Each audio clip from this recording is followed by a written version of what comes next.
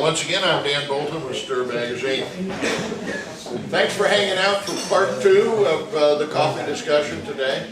We have with us Maja Wellgren, and you know what, if I'm right, it's 46 countries now, right? It is actually. Yeah, her bio said 40, but that was last week, and she's already seen 6 countries since then, so she has a lovely blog and also a long and wonderful bibliography of articles and work that she's done for many different publications. It's my pleasure to introduce you today as one of our speakers. Thank you very much.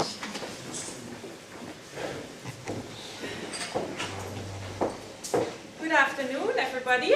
It's wonderful to be here in Hamburg. It's such a great coffee town in a great coffee country. So first of all, just a very quick thanks to the organizers of Coteca.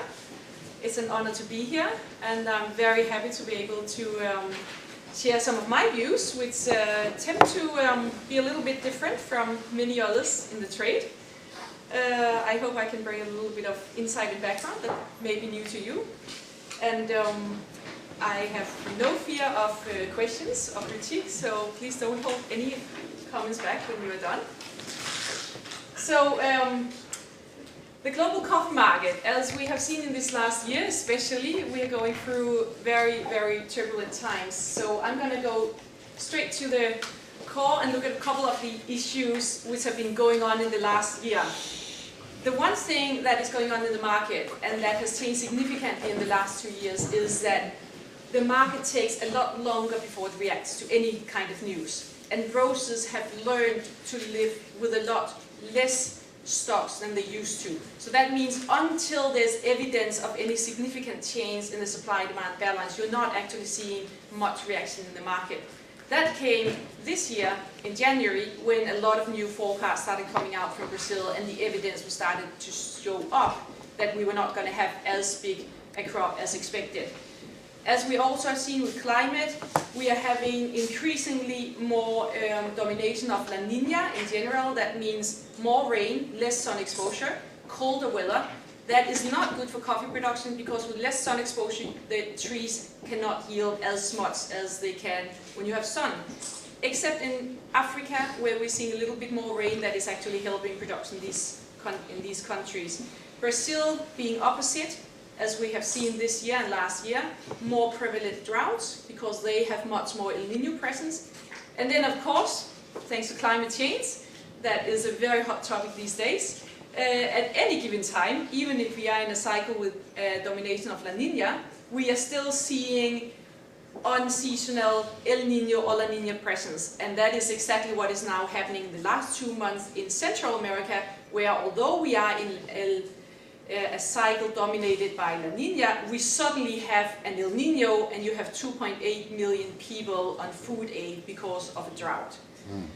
On top of that, what we also have seen, and I have been a strong advocate of that in the last 2 years, saying that Vietnam and Brazil figures would have to come back, that the figures and productions simply were not as high as a lot of people in the trade have insisted for the last 2 years. That has happened now, and we are seeing the results in the market. Where are prices headed right now? Are we in a new range?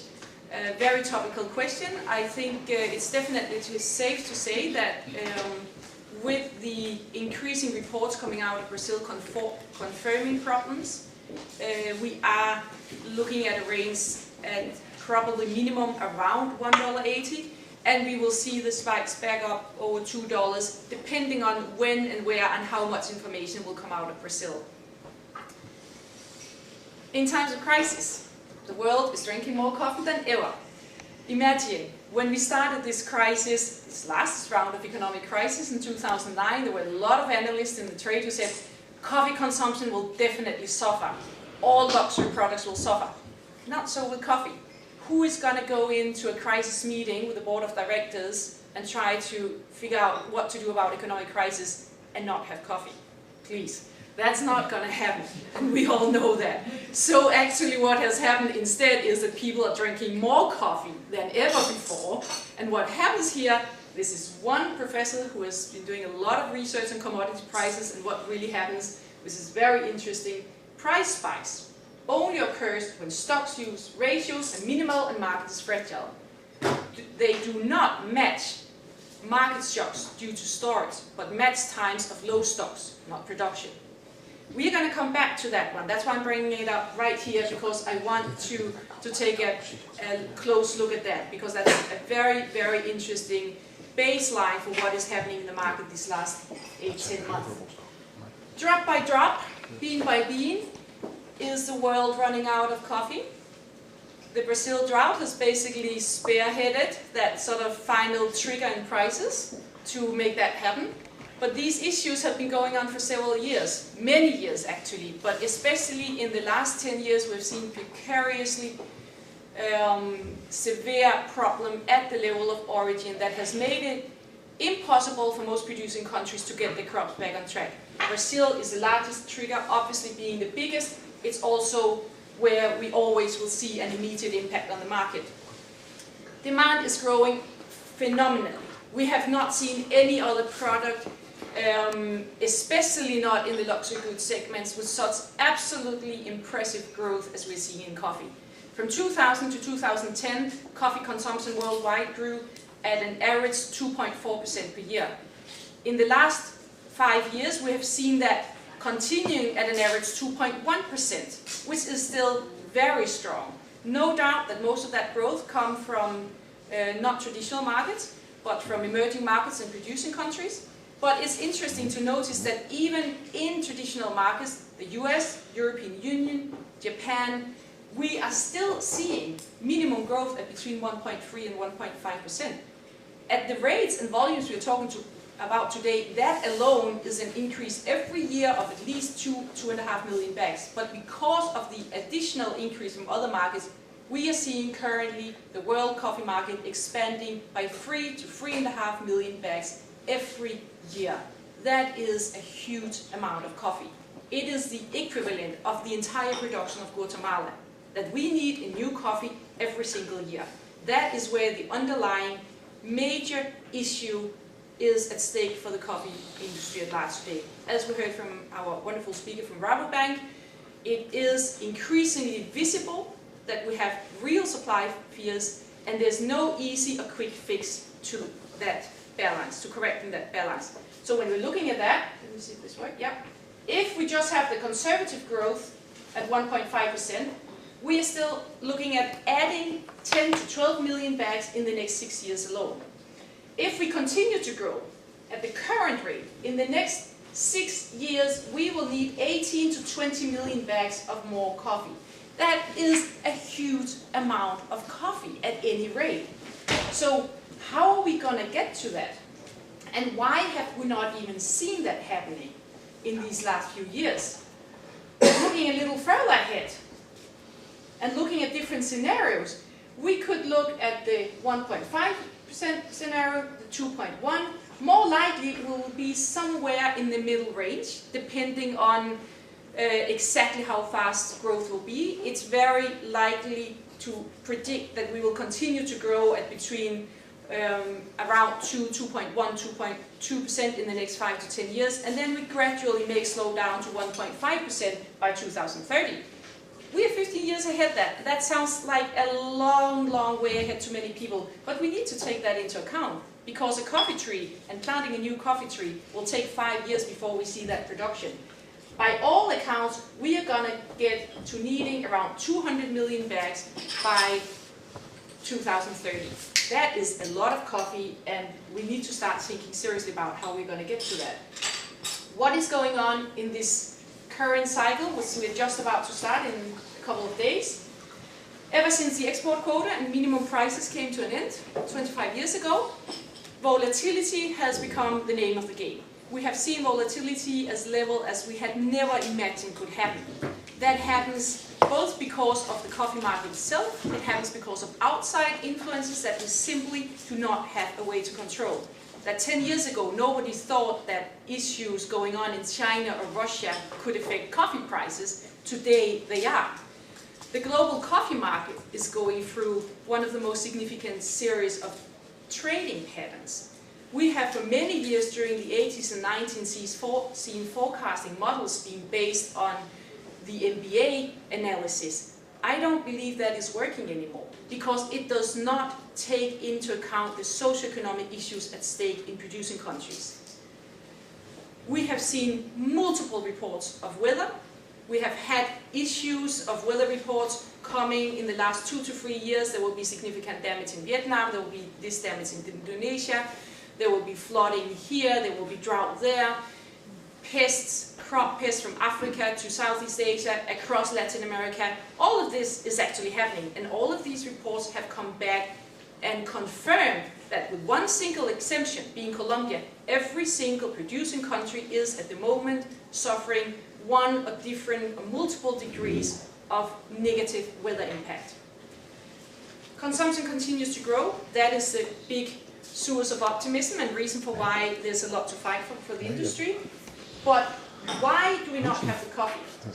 Now, if we look 10 years back, when we had the big crisis between 2001 and 2003, we can see of all these different zones, the only one that has started to come back a few years back was pretty much East Africa. In large thanks to new production from Ethiopia, a little bit from Tanzania. But what has come in new production in Tanzania and Ethiopia has largely been offset by lost production in Kenya, where a lot of coffee land has gone out of production, as well as in other countries. Colombia is another country that just this year is finally back on production after having suffered a tremendous decline. For over 5 years we saw production cut by 40%, and now we're getting back to the levels of 11.5, 12 million bags where Colombia used to be. Mexico, same thing, lost a lot of production, failed to recover. Altogether, yes, we have seen 1 or 2 million bags coming back from production in Colombia. We have seen some production coming from new areas in Honduras and Peru. Most of that new production, unfortunately, has been neutralized by the offset of the rust crisis. So overall, in the mild rust supplies, we still have a deficit of 5 million bags compared to 10 years ago. Even with all the new incentives of new production and new plantings in so many countries that should have yielded 5 million bags more in coffee, we today have 5 million bags less than we had 10 years ago.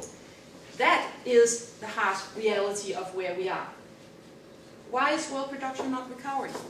There are a number of myths that you always hear in the market. Oh, the market will correct itself. That used to be the saying around the crisis in 2001, 2003. Meaning, we have high prices, everybody plant coffee, then we'll have more production, prices will go down, sooner or later the balance will more or less even out. Well, the market can only correct itself if the conditions are there for that to happen. And they are not any longer, thanks to enlarged overpopulation and too many people on too little land. Producers will renovate and invest in the farms with high prices, right? Hey, we had $3 a pound in most of 2010 and 11. That should have been a bounty of investment and money for all these producers across the world. Guess what? Didn't happen. Now, it didn't happen either 20 years ago when all these farmers had 5 hectares of land. 10 years ago, then they had about 2 hectares of land. Today, most of them have between half a hectare or 1 hectare of land. Producers have never renovated and invested in their farms. Smallholder producers, that is. But they represent between 90 and 92% of all the world's producers. Why? Because when prices are low, the argument is we cannot possibly afford to take out one single tree of production because we need all the money we can get. And when prices are high, we can't do it either because now we need all the extra money we can get because of all the years we didn't have high prices. So they didn't renovate at 5 hectares, they didn't renovate at 2 hectares, and they're most certainly not renovating today either. Brazil can just increase production, right? Brazil can grow 10 million bags of new coffee at any time if they want to. Yeah, in principle, that is true. They do have the land, they can find the money, but what is the cost of that? I talked to a number of farmers and producer associations in Brazil to come up with a calculation. Actually, the cost of growing and planting 10 million bags worth of new coffee in Brazil is $6.7 billion.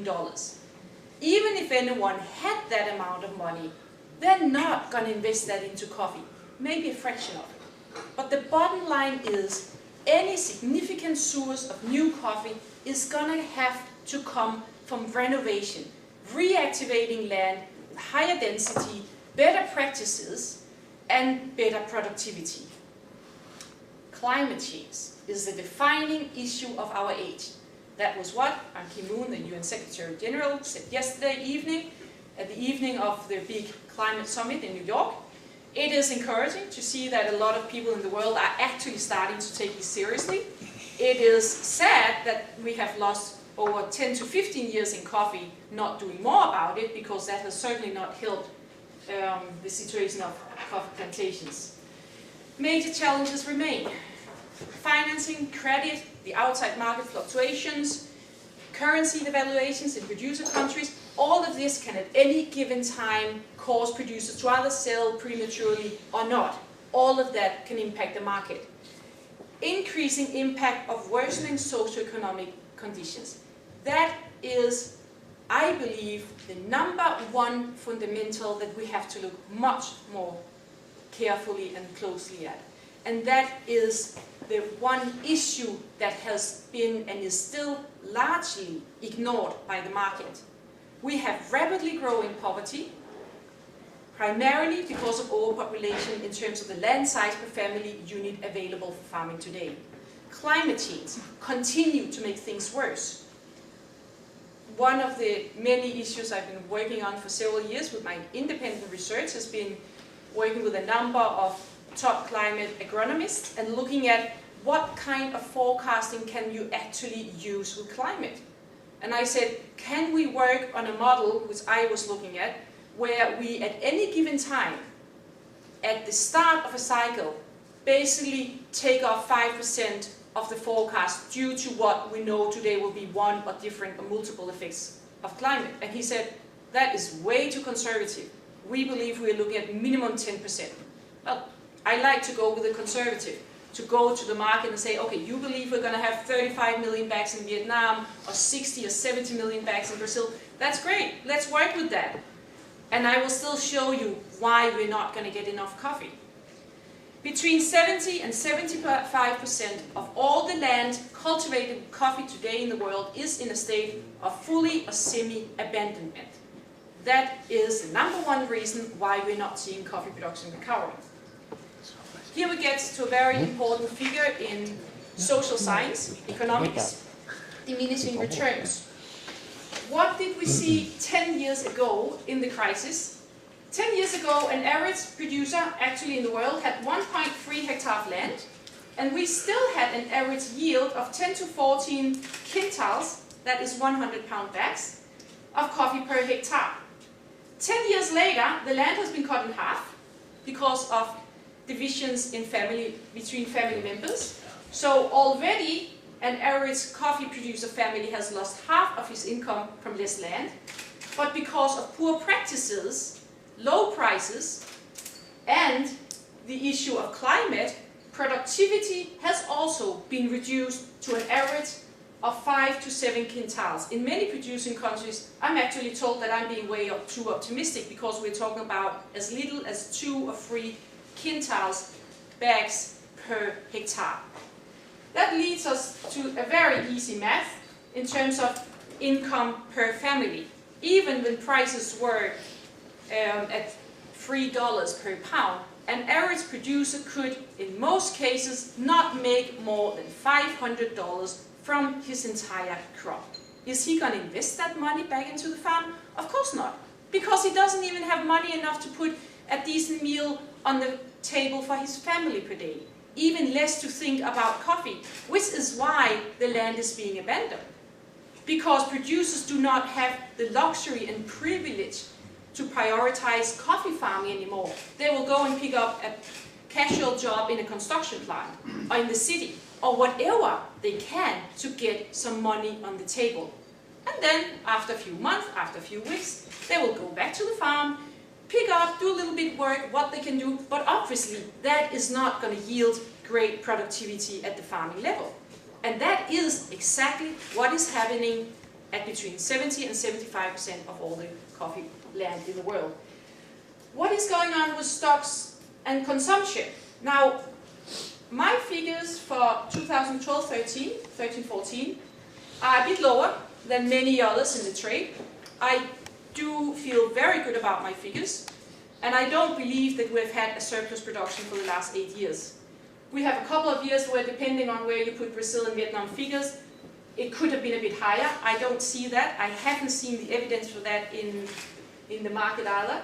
In terms of the reaction, you don't see it in the stocks. We will look a little bit more on that. But basically, when we look at where consumption is compared to demand, we have in the last 7 years drawn 51 million bags of stocks to meet demand. Despite 2 big Brazil crops between 2010 and 2012, world production continued to trail demand. Ongoing supply woes will be headed for the egg deficit year, this now starting 2014-15 crop, and we will add another 10 million bags to coffee that will be drawn from the existing stocks. Stocks is a big issue. We'll never know for sure how many stocks there is in the world of coffee. What we do know is that the only stocks we can rely on, that roasters and importers can rely on, is the ready available stocks held in importing countries. That is at the moment at about 17 million bags. If we have to take another 10 from them, well, then we will be back down to 2 or 3 weeks of actual supply needed. What is happening with the whole stock issue? Well, US green stocks are currently at about 6 million bags. They have risen a little bit in the last 6 months. European stocks are at about 11 versus 8.5 million bags in February. Certified stocks at the ICE exchange in the US has in the last 2 years increased about 500,000, 0.7 million bags. But overall, total stocks are largely unchanged, currently at 17 million bags versus 50 million bags a year ago. What does that tell us? If we had had these huge crops that some people in the trade like to try to convince me we have had from Vietnam and Brazil and other countries, I'm sorry, where are all these stocks? Show me the secret warehouses with millions of bags held in Brazil and Vietnam or Indonesia, because the figures are not showing it. For the past 2 years, we have had less than 6 weeks of available supply. If stocks ever had been as high as the bears in the market want you to believe, prices would not have gone up. This is why we go back to this comment. Prices go down when stocks are low, not when production is low. If we had had this plentiful amount of stocks, prices would not have had a reason to rise this year. Quality, no doubt, no denying. The number one reason for why demand has gone up so much and continues to rise is fantastic demand. Unfortunately, this beautiful reality is not the reality right now in the world of coffee, except in Colombia. I stress there is one significant producer that is actually making progress, and that is very good, especially for the Arabica market, otherwise there would be a serious problem. Central America, Mexico and Peru continue to have massive outbreak of rust. There could be a little bit of a recovery this year in certain countries. Other countries, because there have not been anything or very little done to fight the issue of rust, will continue to see a worsening effect or production flat on what it has been in the last few years. We have 2.8 million people currently in Central America alone on food aid from the World Food Programme because of a drought. We also have a very peculiar situation that although we have drought in the lowlands, the rivers are at the banks and about to burst the banks in the coffee regions because we have had one of the most powerful hurricane seasons in the last 10 years. So at any given time, we could actually see coffee crops being much more severely impacted by the current climate situation, even though at this moment it's not showing up in the figures. Vietnam Initial estimates were for this crop to be between 30 and 32 million bags. It has come down to about between 27 and 28 million bags, and there's no indication that that will improve significantly in the next year. Indonesia has for 3 years battled from the one extreme of drought to the other extreme of excessive rains, and the same ongoing pattern in the same zones. And we are again this year seeing that they are not able to recover, and we will probably in the best case scenario see Indonesia produce about 9 million bags. Brazil, well, that we probably know a bit more about. This is some of the pictures from end of April, where you see what the basic effect of the drought is. Very small bean size, hollow beans, half beans. We saw the 13-14 crop going from an initial forecast of between 58 to 60 million bags to between 40 and 45. Forecast at this point for the next year is currently and mostly between 42 and 47. There are people both more negative. There are those who are more bullish in terms of optimistic forecast. I don't believe any of the extremes in the end of rains are actually very realistic. So in terms of the overall balance, we come towards the end here. Well, this is how I see it. I am putting Brazil at 45 for now. We still have to see what will actually happen with the flowering. We still have 2 months ahead. Flowering could come late, flowering could be bad, flowering could recover. If we have better prices, we know that producers are able, and especially in Brazil, they are able to respond, also making better investments and giving higher inputs. That could curb some of the effect of drought, even if the situation currently is still very dry. But we have to still wait another few months before we get a better impression of that. What are some of the other issues? Vietnam, I see relatively stable. Colombia could go up a little bit. Indonesia is definitely going down from last year. Ethiopia stable.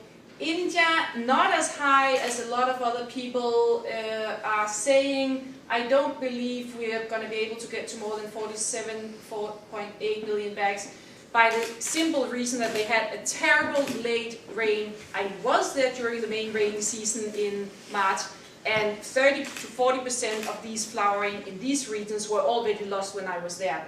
There could have been some recovery, but not enough to get back over 5 million bags.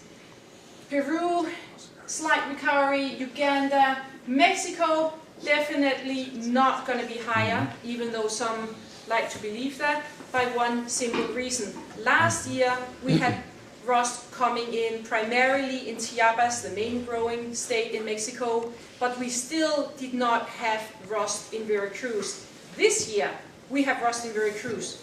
It is highly unlikely that we're going to be able to see production suddenly go up with increased impact of rust across the country. Guatemala, Ivory Coast, more or less stable. We have some countries, I have included them, even though they're not huge. They are in the top 20, 25 of countries. Cameroon had a terrible crop last year, only about 300,000 bags. This is a country that has produced around 1 million bags, or even more, in previous years. If they have a recovery this year, we could have a couple of 100,000 bags more from Cameroon. El Salvador has had the worst crop in 50 years, the smallest crop. It's very hard to see them making a recovery bigger than 100 or 200,000 bags. Again, of course it's possible. It's still very early days. We are still just about to start harvesting. When I look at a couple of the forecasts from other people, we're actually pretty close this year compared to some others. USDA still has it at 148.7 million bags, but that includes a Brazil forecast for 49 million bags, which I absolutely entirely cannot see happening. USDA also has a peculiar figure in production for Malaysia, which I would really love to see where they have, of Malaysia producing 1.6 million bags. So if we take that down, then we'll come a lot closer to the rest of the range. And then we just heard from our colleagues at Rabobank that they're actually pretty much around the same level as I am. ICO has not come out with a forecast yet. They had 145.2 for last year, but that is also based on estimates and forecasts going all the way back to January, February, and have yet to be adjusted. What are some of the potential crop spoilers?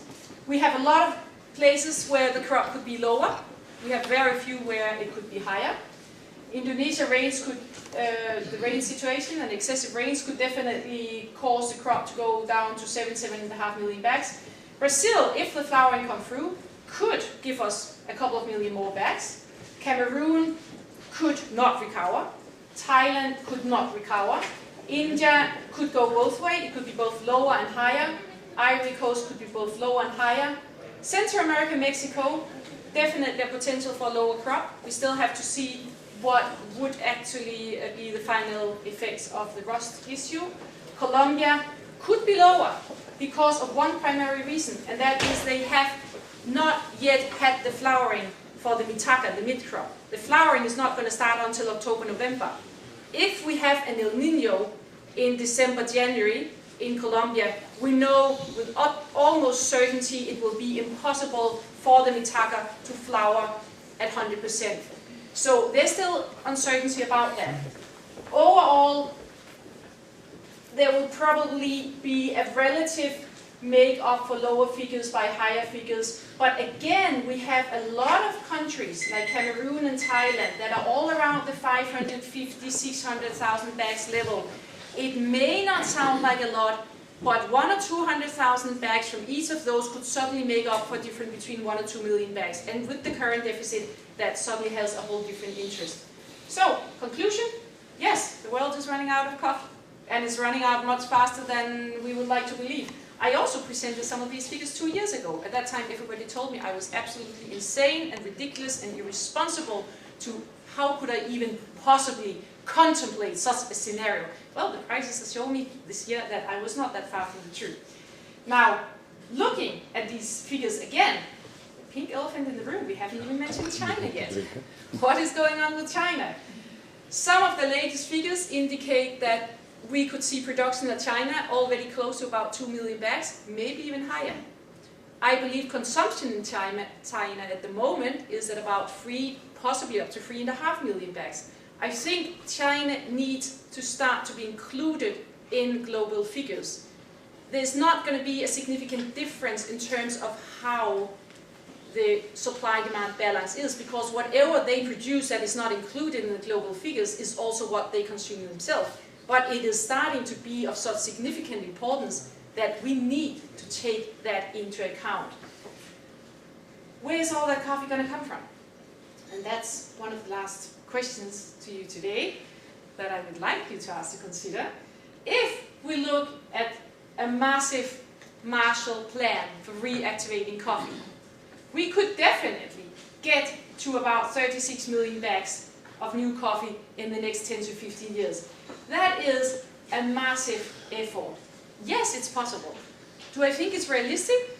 Oh, that would depend on a lot of things. Right now it's not, because right now there's no support actually looking at that. But it certainly is possible. What I do believe we need is to acknowledge that producers are not in a position to take the steps needed to recover and reactivate their crops.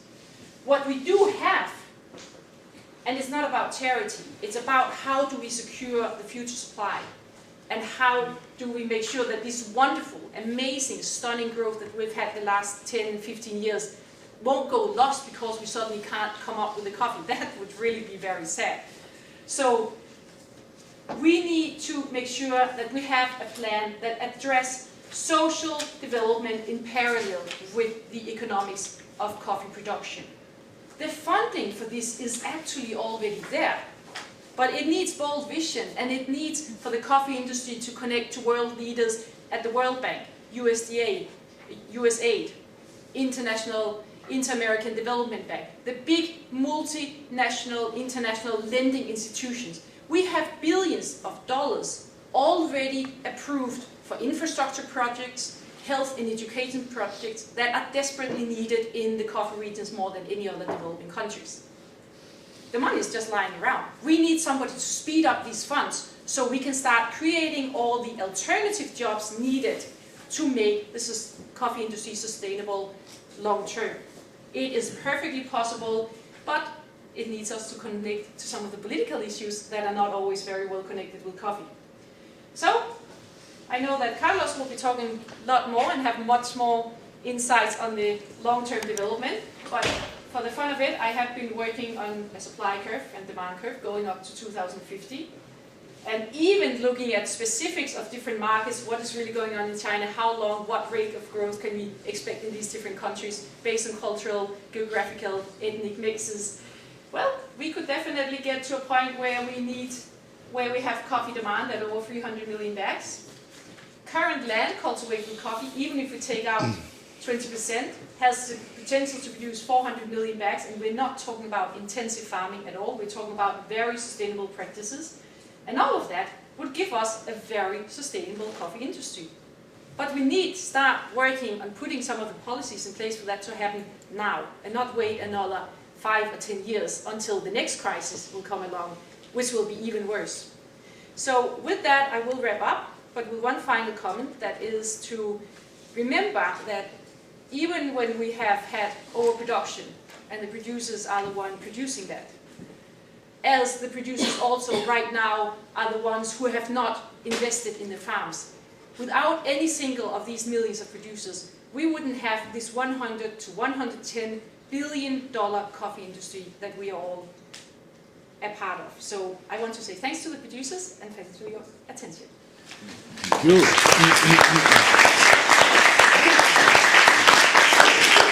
We'll take a few questions. Yes, please. I want to thank Maya for focusing on the producer and his reality. And of course, I see the great need for a Marshall Plan, and I would go beyond that. But for a sense of urgency on the side of the importing countries, but also on the industry itself, because the coffee culture actually is about hundreds of millions of jobs in the developing countries. And we just need to think that if we don't take action in the next few months, we are going to face a lot more problems on the supply side, but also on the sustainability of the coffee culture, which has developed so well in the last 20 years. Thank you so much. Bye. Other questions? Please. You mentioned that the production can grow up and it's possible to reach 400 million bags, and do you think certification would have a role to play in contributing to increasing the yields, and what role? Wow, that is a very interesting question. It also is one that I think would need a lot more debate and time to go properly through, but in short, no, I don't think so. I think certification at many levels are overrated. I think certification has a lot of limits. And in terms of actually getting the coffee out, you need to understand and make producers understand and work with them to make coffee and producers entrepreneurs. And they're not going to become entrepreneurs with a lot of certification programs. I would love to talk more about that, but that would be a very basic summary of conclusions. Other questions? I'm happy to take more questions later also. Yes, and we'll be available at the reception and such. I'd like to introduce you to Carlos Brando. He's the director